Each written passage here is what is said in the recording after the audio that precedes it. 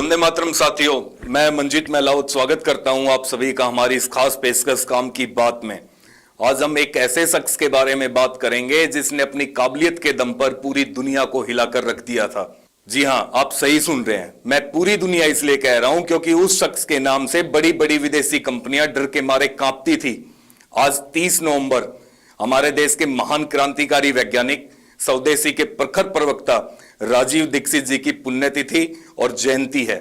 दुनिया का पहला क्रांतिकारी होगा जिसकी पुण्यतिथि और जयंती एक ही दिन होती है। दुनिया में ऐसा महान क्रांतिकारी दूसरा नहीं मिलेगा जो अंतिम समय तक स्वदेश के लिए जीता रहा। विदेशी कंपनियों के खिलाफ, भ्रष्ट व्यवस्था के खिलाफ लड़ते हुए भाई राजीव दीक्षित जी देश के लिए शहीद हो गए। राजीव दीक्षित जी, जिनका जन्म उत्तर प्रदेश के अलीगढ़ जनपद की अतरौली तहसील के नाहा गांव में राधेश्याम दीक्षित और मिथिलेश कुमारी के यहाँ 30 नवंबर 1967 को हुआ था। फिरोजाबाद से इंटरमीडिएट तक की शिक्षा प्राप्त करने के बाद उन्होंने प्रयागराज से बीटेक किया तथा आईआईटी कानपुर से एमटेक की उपाधि प्राप्त की। उन्होंने कुछ समय भारत के सीएसआईआर तथा फ्रांस के टेलीकम्युनिकेशन सेंटर में काम भी किया। उसके बाद राजीव दीक्षित जी भारत के पूर्व राष्ट्रपति डॉक्टर एपीजे अब्दुल कलाम के साथ भी कुछ दिनों तक काम किया।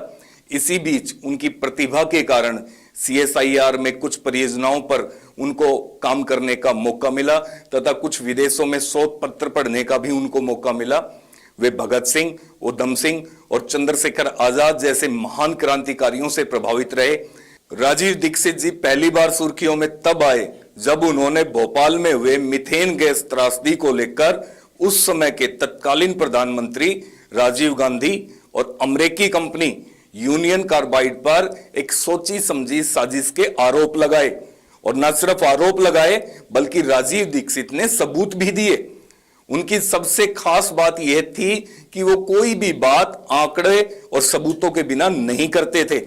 राजीव जी जब भी किसी विषय पर बोलते थे तो सबसे पहले उसके बारे में रिसर्च करते थे, तथ्य जुटाते थे, सबूतों को जमा करते थे, उसके बाद ही उस मुद्दे पर बात करते थे।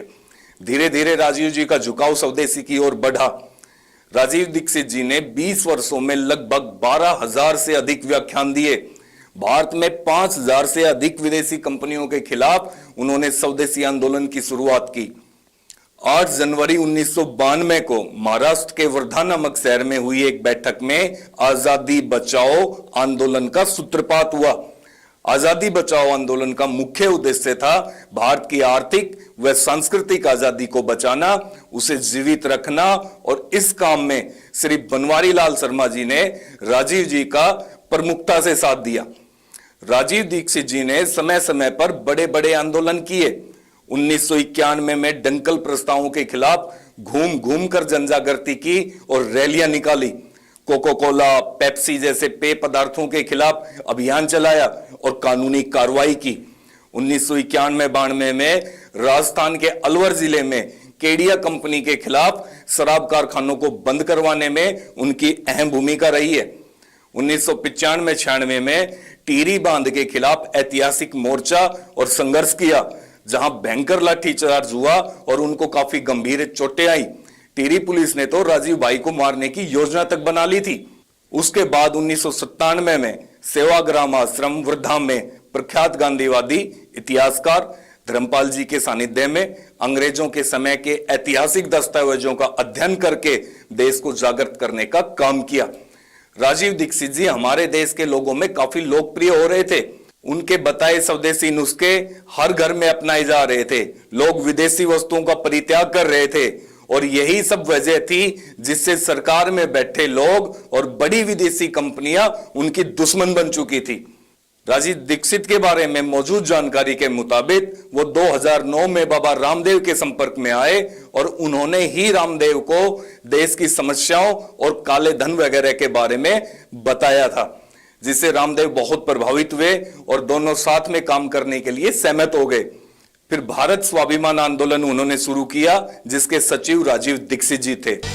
भारत स्वाभिमान आंदोलन शुरू करने के दौरान राजीव दीक्षित और रामदेव ने शपथ ली कि हम केवल कुशल लोगों को मतदान करेंगे, हम दूसरों को 100% मतदान करने के लिए प्रेरित करेंगे, हम भारत को विश्व शक्ति बनाएंगे, हम भारत को पूरी तरह से स्वदेशी बनाएंगे और बुद्धिमान ईमानदार लोगों को जोड़कर देश के विकास में लगाएंगे।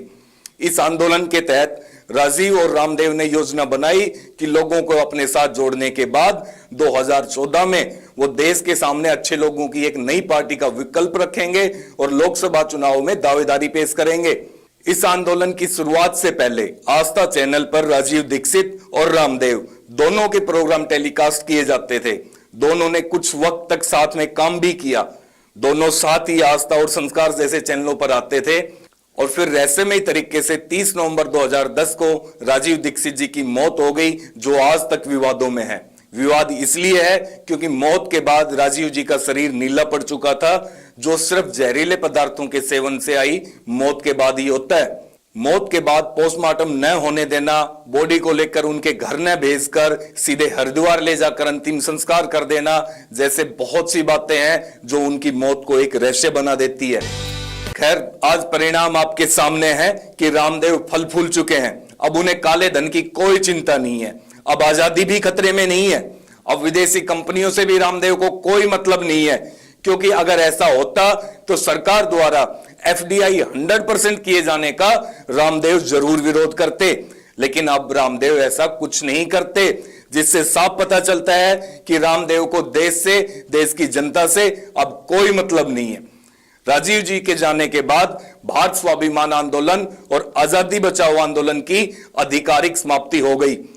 हालांकि उनके चाहने वाले आज भी अपने अपने स्तर से इस लड़ाई को लड़ रहे हैं और स्वदेशी के प्रति जनता को जागरूक कर रहे हैं। हमारे अगले एपिसोड से अपडेट रहने के लिए सब्सक्राइब करें हमारा YouTube चैनल और हां, बेल आइकन दबाना ना भूलें।